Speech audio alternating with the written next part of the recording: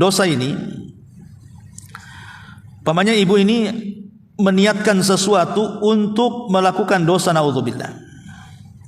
Anggap saja terlintas dalam benak ibu itu untuk nimbrung ke majelis gibah, bukan majelis taklim, majelis gibah. Di rumah itu udah siap-siap pergi tuh, udah dandan, siapkan semuanya, tasnya apa semua, siap berangkat. Kemudian ibu terduduk temenung, aduh ngapain juga lah ke sana itu, nanti ujung-ujungnya gibah, waktu walaupun tujuannya gibah, ini kan nggak beres nih. Akhirnya ibu sadar, nggak jadilah, takut saya. Ya. Lah kalau dia tidak mengamalkannya, bu, walaupun awalnya sudah niat gibah, tapi kemudian takut untuk mengamalkannya, ibu dapat pahala. Padahal itu niat jahat, ya kan? Niatnya udah maksiat kok, tapi tiba-tiba ada kalimat bisikan, jangan, gibah itu dosa. Nah jadi dia, ini dicatat pahala. Tapi kalau tidak jadi berangkat gibahnya, bukan karena takut kepada Allah, tapi karena kesandung batu. Di jalan ibu kesandung batu, jatuh, tak jadi pulang, ya kan? Kan tak jadi gibah juga, bu. Berarti tak jadi gibahnya bukan karena takut kepada Allah, bu, karena kesandung. Sebab kalau tidak kesandung, dia pula ratunya di situ. Ya kan? Lah, di sini harus dipahami hadis ini. Dia tidak mengamalkan itu. Kenapa alasannya gitu maksudnya? Kalau dia tidak jadi maksiat karena takut kepada Allah, itulah yang dimaksud di sini. Dia mendapatkan pahala sempurna. Tapi kalau tidak jadinya bukan karena takut kepada Allah, karena perkara lain, itu tidak dapat pahala.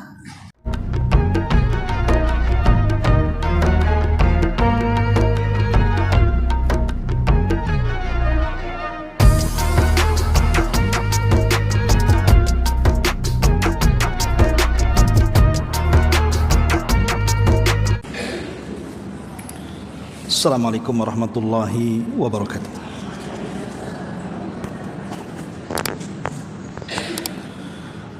Alhamdulillah wassalatu wassalamu ala Rasulillah wa ala alihi wa sahbihi wa mawalah wa la hawla wa la quwata illa billahi wa ba'du. Baik, kita lanjutkan kajian kita, masih membahas kitab 175 Jalan Menuju Surga, dan kita sudah masuki halaman ke 98.48,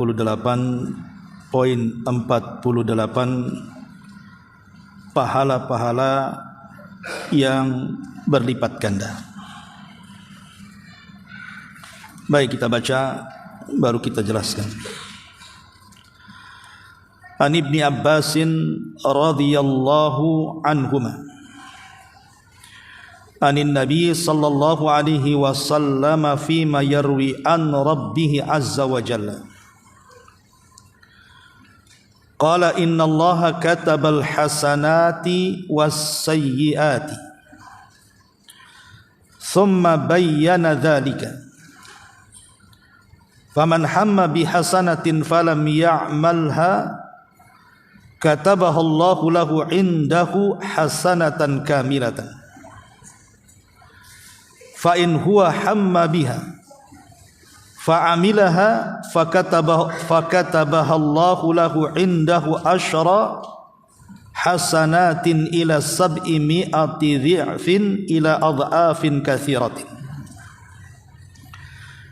wa man hamma bis sayyi'atin falam ya'malha katabaha Allahu lahu indahu hasanatan kamilatan fa in huwa hamma biha fa amilaha katabaha Allahu lahu sayyi'atan wahidatan. Hadis ini dikeluarkan oleh Imam Al-Bukhari dan juga Muslim dari hadis Abdullah ibn Abbas radhiyallahu anhu. Diriwayatkan dari Ibnu Abbas, semoga Allah meridai keduanya, dari Nabi sallallahu alaihi wasallam di dalam sebuah hadis yang beliau riwayatkan dari Arabnya. Maknanya hadis ini hadis qudsi. Beliau bersabda, sesungguhnya Allah telah mencatat kebaikan-kebaikan dan mencatat pula keburukan-keburukan, lalu menjelaskannya. Maka barang siapa yang meniatkan satu kebaikan dan ia tidak sempat mengamalkannya, niscaya Allah akan catat baginya sebagai satu kebaikan yang sempurna di sisinya.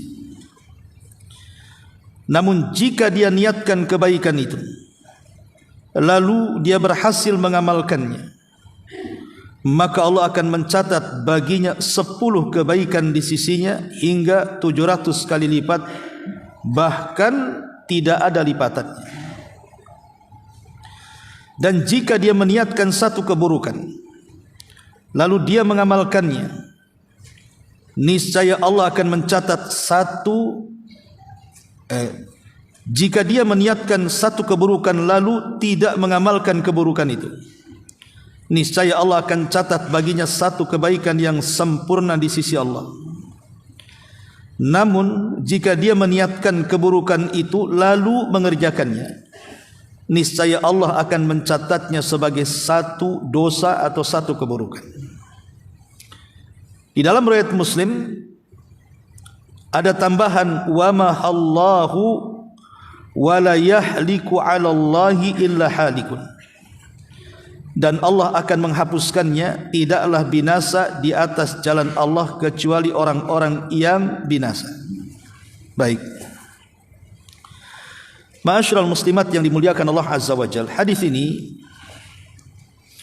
menjelaskan kepada kita tentang nikmat yang luas yang Allah Subhanahu wa taala anugerahkan kepada kita semuanya. Ibu-ibu bisa bayangkan, siapa di antara kita ini yang tidak melakukan dosa? Di antara kita ini boleh jadi dosa yang kita lakukan lebih banyak dibandingkan pahala yang kita raih. Coba hitung dalam sehari saja. Dosa yang kita lakukan dengan amal baik yang kita kerjakan itu lebih banyak melakukan keburukan. Artinya secara logika berarti kebanyakan manusia akan masuk neraka. Karena hanya sedikit sekali orang-orang yang kebaikannya menjangkau keburukan. Rata-rata manusia itu keburukannya lebih menjangkau dari kebaikannya. Kalau ini yang terjadi, berarti banyak manusia yang tidak punya kesempatan masuk surga. Tetapi dengan rahmat dan karunia Allah, dan juga luas karunia dan rahmatnya, makanya walaupun banyak orang-orang yang melakukan keburukan dan sedikit melakukan kebaikan, Allah masih memberikan kesempatan orang-orang masuk surga dengan sebuah amalan yang hanya cukup diniatkan, walaupun tidak dikerjakan tetapi berpahala. Dengan kata lain, mendapatkan pahala tanpa banyak melakukan amalan. Ini kan karunia namanya. Ibu diam saja nggak ngapa-ngapain, tahu-tahu dapat pahala. Dengan cara apa? Dengan cara meniatkan sesuatu. Kemudian seseorang sudah niat ingin melakukan satu kebaikan, tapi karena ada hal yang tidak bisa, akhirnya dia tidak mengerjakannya, tetap dianggap satu pahala. Contoh, ibu sudah niat nih mau ngaji di Sukajadi ini, di masjid Sukajadi ini. Qadarullah pula kemudian ada tamu, sehingga tidak jadi ke masjid Sukajadi sini. Lah niat datang untuk ngaji di Sukajadi karena terhalang dengan tamu, bukan berarti terputus pahalanya. Tetap mendapatkan satu pahala walaupun tidak hadir. Kalau hadir ya lebih besar lagi pahalanya. Begitulah ada amalan-amalan itu yang seseorang itu hanya diam tapi dapat pahala. Contoh umpamanya, Nabi SAW bersabda dalam sebuah hadis, Dari Anas bin Malik radhiyallahu an, inna aqwaman bil Madinati, sesungguhnya ada sebuah kaum di kota Madinah, ma salakna syi'ban wala wadiyan illa wa hum ma'ana fihi habasahumul udhur. Mereka tidak jalan menuju lembah-lembah seperti kita jalan. Mereka tidak harus kemudian berusaha keras menempuh sebuah jalan seperti yang kita upayakan, tetapi pahala mereka sama dengan kita karena uzur yang mencegah mereka tidak ikut dengan kita. Jadi Nabi SAW saat perang, kemudian meraih kemenangan, kemudian pulang ke kota Madinah, Rasul mengatakan di hadapan para sahabat bahwa di Madinah itu ada orang-orang seperti kalian yang ingin jihad tapi tidak bisa berangkat karena ada sebuah uzur. Tapi karena mereka sudah ada niat untuk terlibat jihad, walaupun mereka tidak hadir, maka pahala mereka sama dengan kalian. Inilah namanya pahala tanpa amal, cukup dengan niat saja. Atau contoh yang lain, Nabi SAW bersabda dalam hadis Abdullah ibn Abbas, hadis Abdullah Abu Hurairah radhiyallahu an, kata Nabi, dari hadis Sahal ibn Hanif radhiyallahu an, Nabi SAW mengatakan, man sa'alallaha syahadata bisidqin ballagahu Allahu manazil syuhada wa in mata ala firashi. Siapa yang meminta kepada Allah agar dirinya mati syahid dengan jujur, maka Allah Subhanahu wa taala akan berikan kematian yang ia minta walaupun dia mati di atas kasurnya. Padahal dia tidak ikut perang, tapi ingin perang, tapi tidak ada kesanggupan untuk perang, entah karena sakit, entah karena ada halangan, maka dia tetap mendapatkan kematian syahid kalau dia mati di atas pembaringannya. Contoh dalam sejarah, Khalid ibn Walid. Khalid ibn Walid itu kan panglima Islam, Bu. Setiap perang enggak pernah kalah. Sampai hampir para sahabat gulu berlebihan kepada Khalid. Jadi kalau Khalid menjadi panglima senang para sahabat. Kenapa? Karena tidak mungkin strategis perangnya itu meleset. Dan di tubuh Khalid itu entah berapa banyak tusukan-tusukan pedang, tombak, panah, macam-macam senjata. Semua sudah dirasakan oleh tubuh Khalid ibn Walid. Harusnya orang seperti ini kan mati dalam peperangan. Tapi dalam sejarah Khalid tidak mati dalam peperangan, tapi mati sakit di pembaringan. Dia mati ketika tidur. Sehingga Khalid mengatakan, ha ana amutu kama yamutul ba'ir. Kenapa aku harus mati seperti keledai mati, katanya. Enggak bisa berbuat apa-apa. Tapi bukan berarti kemudian Khalid ibn Walid mati di atas pembaringannya karena sakit tidak dinilai syuhada, tidak. Orang seperti Khalid walaupun mati di atas pembaringan tetap dianggap mati syahid. Kenapa? Karena Rasulullah SAW yang mengatakan, siapa yang meminta mati syahid dengan benar, dengan jujur, walaupun seandainya dia tidak perang karena sebuah uzur yang menghalangi dia, maka tetap kalau dia mati dianggap mati syahid. Ini menunjukkan apa?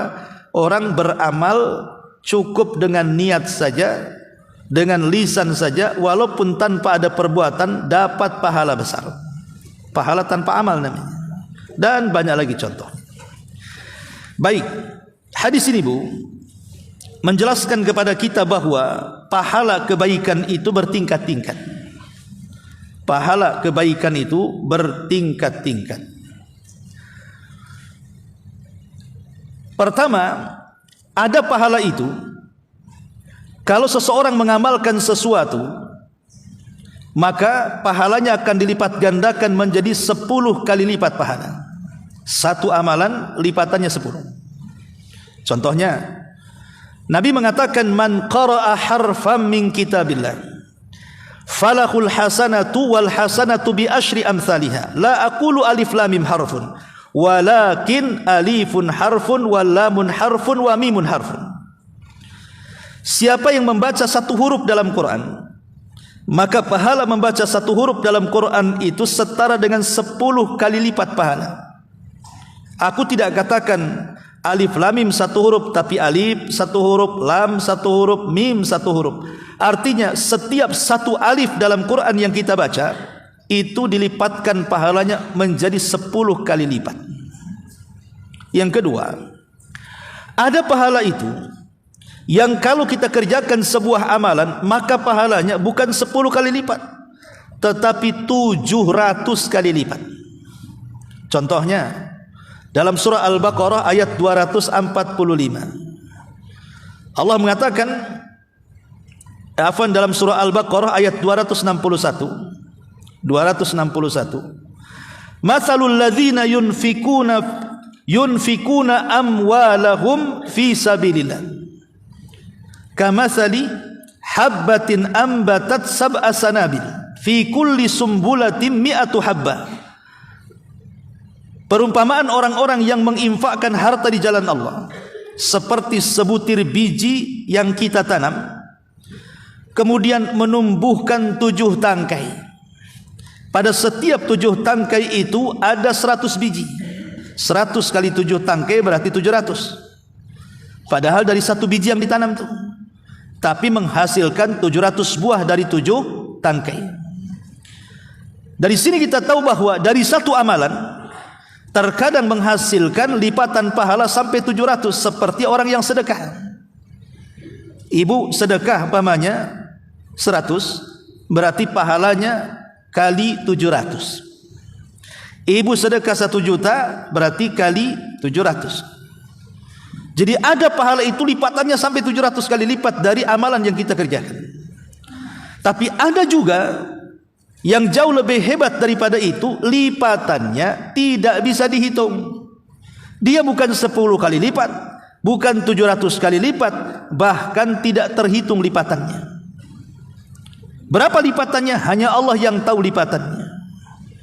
Contoh umpamanya Nabi SAW ketika bicara tentang pahala puasa, apa kata Nabi SAW menukilkan hadis qudsi, as-sawmu li wa ana ajzi bihi. Puasa itu untukku, kata Allah. Artinya puasa itu lipatan pahalanya hanya Allah yang tahu, dan aku yang akan membalasnya.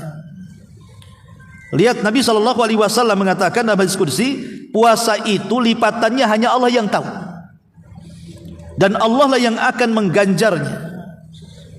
Atau contoh yang lain, Allah Subhanahu wa taala mengatakan, innama yuwaffas sabiruna ajrahum bighairi hisab. Sesungguhnya Allah Subhanahu wa taala akan membalas pahala orang-orang yang sabar itu tanpa batas. Artinya di sini ada yang pahala itu sifatnya 10 kali lipat, ada pahala itu yang sifatnya 700 kali lipat, ada yang berlipat-lipat. Tidak tahu kecuali Allah Subhanahu wa taala. Inilah yang dikatakan di sini.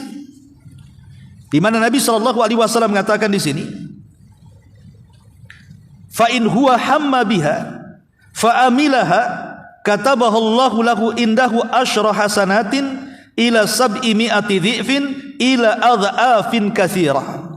Kalau ada orang niat melakukan kebaikan, kemudian kebaikan itu ia kerjakan, maka Allah akan mencatat di sisinya bagi orang yang melakukan kebaikan itu 10 pahala, atau 700 pahala, atau pahala yang tanpa batas.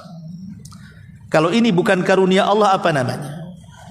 Allah memberikan karunia kepada kita pahala yang melimpah dengan amalan yang seringan-ringannya, dan ini tidak diberikan kepada umat kecuali umat Islam.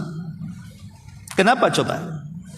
Karena begini Bu, logikanya umat-umat dulu itu usianya kan panjang-panjang.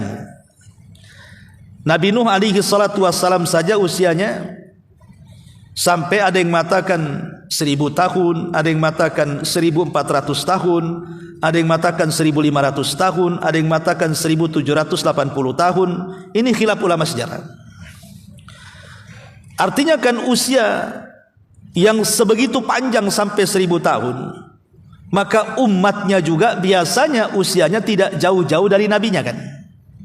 Contoh Nabi kita usianya ditutup di angka 63 tahun beliau wafat. Maka umatnya juga enggak jauh-jauh dari nabinya itu. Makanya Nabi SAW mengatakan, usia umatku itu berkisar 60 sampai 70 tahun saja. Kalaupun lewat 70 tahun itu tak banyak, Bu. Ada tapi tak banyak. Kebanyakan di usia 70 tahun itu sudah las itu. Jadi di bawah itu sudah OTW biasanya. Udah ngarah-ngarah gitu ya. Jadi ibu sekarang yang 60 tahun ke atas ya hati-hati saja. Banyak-banyak obat. Persiapkan kain kafan, banyak-banyak wasiat. Karena Nabi SAW sudah mengatakan kalimat ini, sebenarnya ini menguntungkan kita umat Islam. Karena umat dulu itu tidak ada keterangan batas waktu usianya, tapi kan Rasul memberikan tanda kepada kita bahwa umat Islam itu usianya kisaran 60 sampai 70. Artinya kalau sudah usia antara 70 sampai 60 tahun itu sudah siap-siap, maksudnya begitu. Sudah ada amaran kan? Untung kita dikasih amaran. Kalau tidak dikasih amaran, kita tidak ada kehati-hatian hidup jadinya. Lah karena usia umat dulu panjang-panjang, usia umat sekarang pendek-pendek, logikanya kalau usia panjang itu pasti ada waktu untuk mengumpulkan pahala, banyak beramal karena usianya panjang masalahnya. Tapi usia pendek ini dimulai daripada akil balik, barulah dicatat amalan kita. Untuk mengumpulkan pahala di usia pendek ini tidak akan sebanding dengan usia umat dulu. Sehingga Allah Subhanahu wa taala memberikan karunia dan rahmatnya, sekalipun usia umat ini pendek-pendek, usia umat dulu panjang-panjang, bukan berarti usia yang pendek tidak bisa menjangkau usia yang panjang. Makanya diperbanyak amalan dalam Islam itu, amalan-amalan ringan tapi meraih pahala banyak. Bahkan ada amalan yang tidak perlu diamalkan mendapatkan pahala, cukup diniatkan saja. Ini kan luar biasa. Islam ini memberikan nikmat kepada kita. Kita bersyukur menjadi agama Islam ini, karena banyak amalan yang berpahala besar tanpa harus berlelah letih untuk menggapainya. Baik, masyaallah muslimat yang dimuliakan Allah Subhanahu wa taala. Sedikit kita bentangkan penjelasannya. Kita tahu bahwa bukan hanya amalan yang diniatkan kemudian tidak diamalkan dapat pahala. Kalau diamalkan tentu pahalanya berlipat ganda. Berbeda dengan dosa. Berbeda dengan dosa, Bu. Dosa ini, pamannya ibu ini meniatkan sesuatu untuk melakukan dosa, naudzubillah. Anggap saja terlintas dalam benak ibu itu untuk nimbrung ke majelis ghibah. Bukan majelis taklim, majelis ghibah. Di rumah itu udah siap-siap pergi tuh. Udah dandan, siapkan semuanya, tasnya apa semua, siap berangkat. Kemudian ibu terduduk temenung. Aduh, ngapain juga lah ke sana itu. Nanti ujung-ujungnya ghibah, waktu walaupun tujuannya ghibah, ini kan nggak beres nih. Akhirnya ibu sadar, nggak jadilah, takut saya. Ya. Lah kalau dia tidak mengamalkannya, Bu, walaupun awalnya sudah niat ghibah, tapi kemudian takut untuk mengamalkannya, ibu dapat pahala. Padahal itu niat jahat tuh, ya kan? Niatnya ada maksiat kok, tapi tiba-tiba ada kalimat bisikan, jangan, ghibah itu dosa. Nah jadi dia, ini dicatat pahala, Bu. Tapi kalau tidak jadi berangkat ghibahnya, bukan karena takut kepada Allah, tapi karena kesandung batu. Di jalan ibu kesandung batu, jatuh, tak jadi pulang, ya kan? Kan tak jadi ghibah juga, Bu. Berarti tak jadi ghibahnya bukan karena takut kepada Allah, Bu, karena kesandung. Sebab kalau tidak kesandung, dia pula ratunya di situ. Ya kan? Lah, di sini harus dipahami hadis ini. Dia tidak mengamalkan itu. Kenapa alasannya gitu maksudnya? Kalau dia tidak jadi maksiat karena takut kepada Allah, itulah yang dimaksud di sini. Dia mendapatkan pahala sempurna. Tapi kalau tidak jadinya bukan karena takut kepada Allah, karena perkara lain, itu tidak dapat pahala. Inilah yang dikatakan di sini. Wa man hamma bisayyi'atin, barang siapa yang hamma. Hamma di sini artinya niat. Ada sebagian para ulama membedakan, Bu, antara niat dengan azam. Niat dengan azam. Kalau niat itu hanya ya terbersit gitu saja, itu namanya niat. Kalau azam ini ada persiapan. Kalau azam ini bukan hanya terbersit saja, pakai persiapan dia. Udah siap berangkat gitu ya, itu namanya azam. Keinginan untuk melakukan, itu namanya azam. Dari mana kita tahu ini niat, ini azam? Dari persiapan dan tidaknya. Kalau duduk-duduk saja terbersit ingin melakukan maksiat, itu baru niat, Bu. Tapi kalau udah persiapan nih, lah ini persiapan inilah yang kemudian dikatakan beda dengan niat. Ada yang membagi seperti itu. Yang dapat pahala itu maksudnya ketika ada niat, kemudian tak dilakukan, itu maksudnya dapat pahala. Tapi kalau sudah ada azam, memang sudah ibu siap-siap, bahkan sudah berangkat, cuman kemudian terhalang mobilnya kempes, ataupun tadi kesandung, itu bukan niat, sudah azam, karena sudah ada berangkat di situ ya. Ini walaupun tidak jadi, tetap dapat dosa. Tetap dapat dosa. Kalau satu baru niat terbersit, tidak jadi dilakukan, tidak dapat dosa tapi dapat pahala. Tapi kalau sudah ada azam, ada persiapan, kemudian tidak jadi, maka dapat dosa. Bisa dipahami Bu ya? Kemudian di sini Rasul mengatakan, "Wa man hamma bis sayyi'atin falam ya'malha, katabahu Allahu lahu indahu hasanatan kamilah." Barang siapa yang meniatkan melakukan maksiat atau keburukan, dia tidak mengamalkannya, Allah catat baginya kebaikan sempurna. Ingat, di sini maksudnya niat bukan azam. Yang dapat pahala itu niat saja. Ibu hanya duduk-duduk terbersit gitu saja. Terbersit mau ngambil barang tetangga nggak jadi. Ya, itu dapat pahala. Tapi kalau ibu sudah siap-siap dengan senternya malam-malam, nengok kuali tetangga, panci tetangga mau diambil kan, udah siap-siap dengan pakaian hitamnya tuh ya. Cuman ada anjing tetangga gonggong, ibu tak jadi, tetap dapat dosa walaupun tak jadi, karena beda niat dengan azam tadi. Kalau azam kan ada kesungguhan tuh, ada persiapan ya. Yang dapat pahala itu maksudnya belum ada kesungguhan, baru ada niat saja, itu maksudnya hamma di sini. Kemudian Nabi mengatakan, fa in huwa hamma biha fa amilaha katabahu Allahu lahu sayyi'atan wahidatan. Tapi kalau sudah ada niat, betul-betul terjadi dilakukan. Niat nyuri betul nyuri, niat gibah betul gibah, niat namimah betul namimah, niat zina betul zina, niat judi betul judi. Nah, itu betul-betul diamalkan niatnya tuh ya. Kemudian Allah mengatakan katabahu Allahu lahu sayyi'atan wahidah. Maka Allah Subhanahu wa taala tetap satu dosa, satu maksiat dianggap satu dosa. Itulah enaknya Bu ya. Kalau dosa tidak dilipat gandakan, tapi kalau pahala dilipat gandakan, sama-sama satu. Orang mengamalkan satu kebaikan dengan orang mengamalkan dengan niatnya satu keburukan. Kalau satu kebaikan diamalkan, itu terkadang lipatannya 10, lipatannya 700, lipatannya lebih daripada 700, hanya Allah yang tahu kiraannya. Tapi tidak dengan keburukan. Ibu satu maksiat, satu dosa yang dicatat. Inilah yang disebut dengan karunia Allah.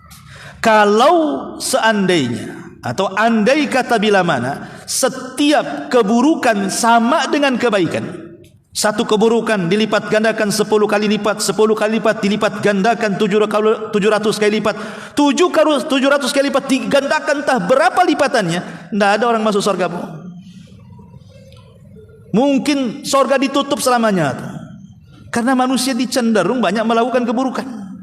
Lah inilah rahmat yang dikatakan tadi, bahwa rahmat Allah itu lebih luas dibandingkan murkanya. Inna rahmati sabaqat ghadabi. Sesungguhnya rahmatku itu mendahului kemurkaanku. Baik, kita akan ambil faedah dari hadis ini. Apa saja yang bisa kita ambil faedah dari hadis ini? Ma'asyiral muslimat yang dimuliakan Allah Azza wa Jalla. Faedah yang pertama, hadis ini disebut dengan hadis qudsi. Apa sih hadis qudsi itu? Lalu apa bedanya dengan Quran? Apa bedanya dengan hadis biasa? Hadis qudsi ini mirip-mirip dengan Quran, Bu. Kenapa?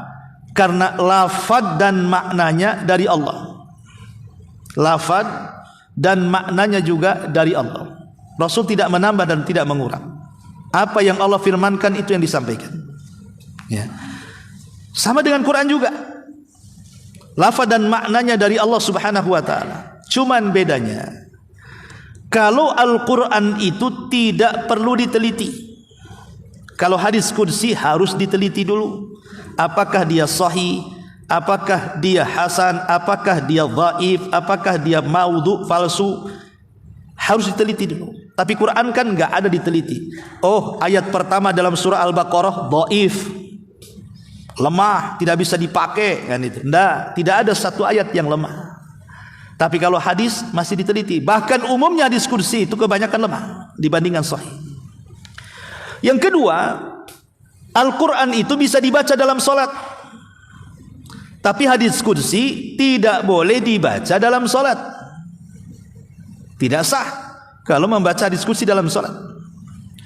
Yang ketiga, hadis Al-Quran ini bagi sebagian para ulama, bagi yang membacanya disunnahkan untuk berwudu. Tapi hadis qudsi tidak. Kemudian yang keempat, Al-Quran ini kalau dibaca dapat satu huruf itu dilipat gandakan 10 pahala. Sebagaimana hadis yang sudah saya bacakan di awal. Tapi membaca hadis qudsi nggak dapat itu. Ya, baca-baca gitu saja. Tapi tidak seperti membaca Quran. Membaca Quran paham nggak paham tetap dapat pahala. Ya, kalau hadis qudsi tidak. Sebagian para ulama tidak boleh memegang mushaf bagi orang yang haid, wanita junub gitu ya. Beda dengan hadis qudsi boleh. Wanita haid, wanita nifas, wanita junub boleh memegang hadis qudsi, kitab hadis qudsi, tidak ada masalah, ya. Jadi perbedaannya banyak antara hadis qudsi dan Al-Qur'an. Ini sebagiannya. Kemudian yang kedua, faedahnya adalah isbatu kitabatillahi ta'ala al-hasanati was-sayyiat. Thumma bayanuhu dzalika li'ibadihi hatta ya'lamu dzalika wa yakunu ala basiratin min amrihim fayatamatsalu amrahu wa yajtanibu nahyahu an hadiyin min rabbihim. Dalam hadis ini ada penetapan catatan Allah tentang kebaikan dan keburukan yang ada di Lauhil Mahfuz. Jadi keburukan yang kita lakukan, kebaikan yang kita lakukan itu sebenarnya sudah dicatat di Lauhil Mahfuz. Tetapi karena Allah Subhanahu wa taala baik dengan kita, Allah tidak rahasiakan. Tapi Allah jelaskan. Contohnya hadis ini Allah jelaskan siapa yang berbuat jahat, siapa yang berbuat baik, ini pahalanya, ini dosanya.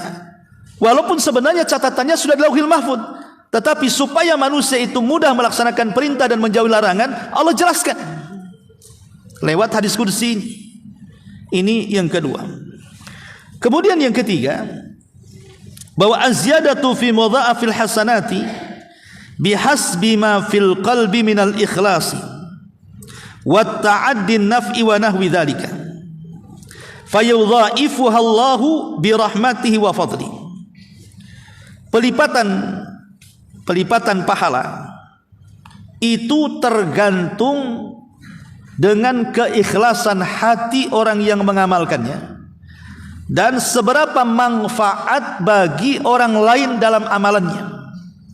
Jadi kan tadi lipatannya ada amalan itu yang 10 atau 2 kali lipat, 10 kali lipat, 700 kali lipat, atau sampai tidak ada lipatannya. Kenapa kok bisa dibeda-bedakan lipatannya itu? Itu tergantung ikhlas dan manfaatnya.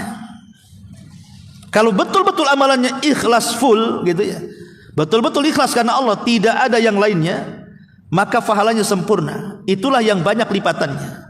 Tapi kalau amalannya tercampur dengan urusan duniawi, contoh mamanya ibu haji, sampai di Mekah nampaklah emas-emas berkilau-kilau tuh. Akhirnya kepikir, boleh juga saya beli emas di sini, bisalah dijual di toko emas Batam, bisa dapat untung, balik modal kan. Haji sedikitlah akhirnya modalnya karena terpangkas dengan bisnis. Maka seperti ini memang tidak mengurangi, tidak menghapus pahala haji, tidak. Cuman pahala hajinya tidak sempurna. Karena apa? Karena dia tergiur dengan urusan dunia. Ya. Atau umpamanya ibu umroh, lillahi ta'ala gitu ya, betul-betul karena ingin umroh, nggak ada niat apa-apa gitu. Sampai di muka baju bagus-bagus, ya pokoknya berkilau-kilau lah, nggak ada di Batam ini. Ibu borong semuanya. Dan niatnya itu lebih cenderung kepada dunia akhirnya kan. Maka ini kalau yang seperti ini tidak, bukan ditolak umrohnya, tidak, cuman kurang pahalanya. Beda kalau seandainya dari awal sudah niatnya bukan untuk ibadah, niatnya memang murni dunia. Umroh itu cadangan saja, hanya sekedar batu loncatan, sebenarnya ke sana bukan untuk itu. Lah itu beda ya kan. Ini enggak, memang untuk umroh, sampai di sana kepikiran dunia gitu maksudnya. Itulah kurang pahalanya. Jadi pahala itu tergantung keikhlasan tuh, atau tergantung kepada manfaatnya. Karena amalan yang manfaatnya kepada pribadi dengan amalan yang manfaatnya kepada orang itu beda pahalanya, Bu. Ibu sholat malam itu kan untuk ibu saja. Ibu puasa Daud sunnah apa semua itu untuk ibu saja. Ibu baca Quran pun untuk ibu saja. Ya. Beda kalau ibu umpamanya ngunjungi orang sakit, kan orang lain dapat manfaat. Ya, mengantarkan jenazah manfaatnya juga orang lain dapat. Datang kepada fakir miskin manfaatnya juga dapat. Bersedekah untuk bangun masjid, pesantren, sarana dakwah manfaatnya juga orang banyak. Ya, sampai kepada senyum kepada saudaranya, membantu tetangganya, itu manfaatnya kan kepada orang. Lah, dalam kaidah amalan kata para ulama, amalan yang bersifat muta'addi afdal daripada amalan yang bersifat lazim.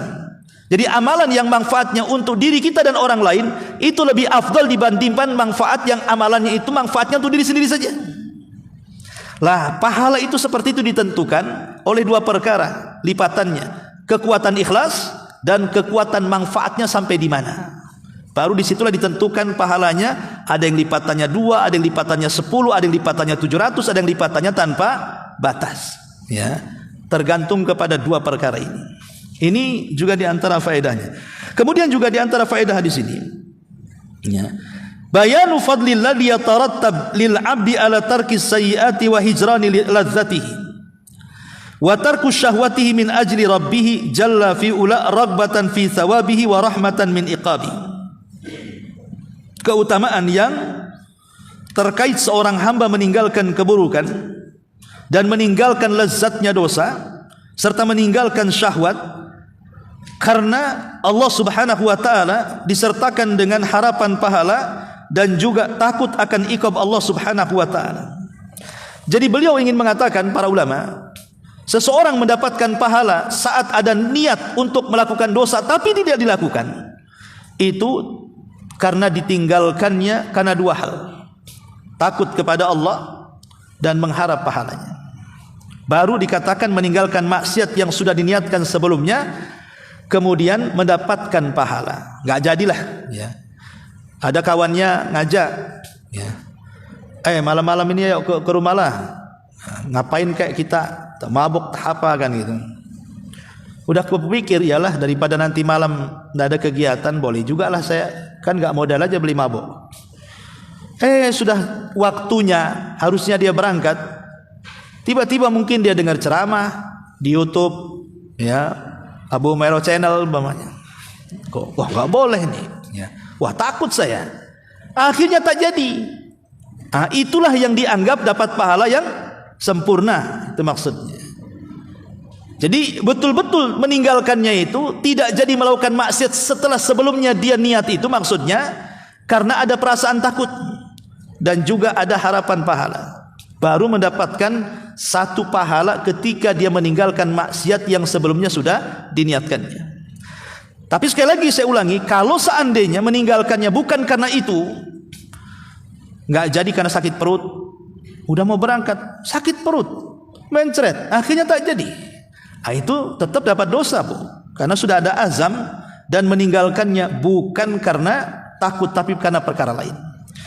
Wallahu alam. Kemudian juga di sini di antara faedahnya, kitabatul malaikati li jamil a'mal min amalil qulubi wal jawari. Malaikat itu mencatat semua amal, baik amalan hati ataupun amalan badan. Kemudian juga di antara faedahnya, min lutfillahi bil ummati an dha'afalaha hasanatuha wa lam yudha'af sayyi'atuha. Termasuk kelembutan Allah kepada hambanya. Allah hanya melipat gandakan dari segi pahala dan Allah tidak melipat gandakan dari segi dosa. Dan ini sebuah rahmat yang Allah anugerahkan kepada kita, andai kata dosa dilipat gandakan sama dengan pahala, susahlah kita ini mendapatkan sorga Allah. Dari sini ada kaedah bahwa orang masuk sorga itu bukan kebaikan yang kita lakukan, tapi karena rahmat Allah yang luas yang diberikan kepada kita. Kalaulah seandainya ibu terlahir baik sampai mati, kemudian dengan kebaikan ibu ingin membeli sorga, sorga tidak akan kebeli. Contoh sejarah. Ada seseorang terdampar di sebuah pulau di zaman Bani Israel. Dia naik perahu, seorang nelayan, kemudian terhempas ombak, terlempar di sebuah pulau, kemudian kapalnya entah kemana hanyut. Dia pun tidak bisa keluar dari pulau itu, sendirian di situ. Tapi Allah berikan rizkinya kepada dia. Sampai 70 tahun dia tidak keluar dari pulau itu. Jadi sejak dia kemudian terdampar di pulau itu selama 70 tahun, mau maksiat apa coba di situ? Mau zina tidak ada perempuan, mau mabuk tak ada khamar, ya mau gibah tak ada lawan, di pulau sendirian. Akhirnya dia berazam ingin ibadah selama itu. Betul-betul ibadah 70 tahun mulai terdampar sampai mati dia ibadah di pulau itu. Setelah dia mati, kemudian dia pun berdirikan di pintu sorga. Kemudian Allah Subhanahu wa taala katakan kepada orang ini, "Udkhuli bi rahmati." Masuk kau dengan rahmatku. Enggak mau dia. Diam saja. Dia enggak mau melangkahkan kakinya ke surga. Jadi orang ini mengatakan, "Ya Rabb, aku ini tidak berbuat dosa. Kenapa aku harus masuk surga dengan rahmatku, dengan rahmatmu? Yang masuk surga dengan rahmatmu itu kalau aku berbuat dosa. Kemudian kau masukkan ke dalam surga dengan rahmatmu, wajar. Aku kan enggak pernah berbuat dosa," katanya. Jadi Allah mengatakan, baik kalau begitu, sebutkan berapa jumlah pahala yang kau miliki. Sejak engkau lahir sampai kau mati itu, berapalah pahalamu yang kau miliki. Baru nanti kita cerita pantas tidaknya kau masuk surga. Akhirnya dihitunglah pahalanya dia, dari awal sampai akhir. Kemudian dia mengatakan, "Ya Rabb, pahalaku sekian." Kemudian Allah Subhanahu wa taala mengatakan, bagaimana kalau kita bandingkan dengan satu nikmat yang kuberikan kepadamu? Nikmat apa itu Rabb? Al-basar, engkau bisa melihat. Apakah kalau seandainya kau buta berada di pulau itu kau akan hidup? Bagaimana caranya orang buta di pulau sendirian? Apa kau akan hidup di situ? Rupanya setelah dibanding-bandingkan 70 tahun dia beribadah tidak sebanding dengan satu nikmat dalam bentuk pandangan yang Allah anugerahkan kepadanya. Dari situ dia menggigil ketakutan kalau dia tidak dimasukkan ke dalam surga. Baru dia mengatakan, kalau gitu ya Rabb, sudah enggak apa-apa, masukkan aja aku ke dalam surgamu karena rahmatmu.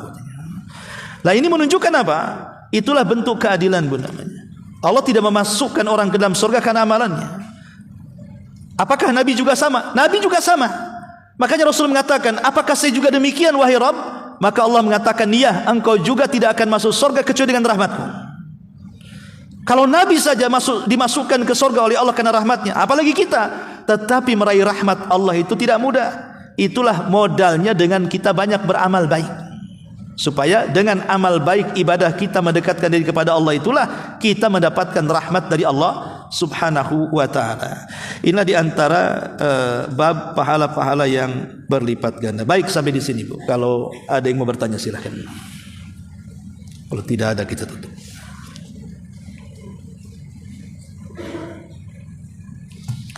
Ada? Alhamdulillah. Subhanakallahumma bihamdika asyhadu an la ilaha illa anta astaghfiruka wa atubu ilaik. Allahu taala alam. Assalamualaikum.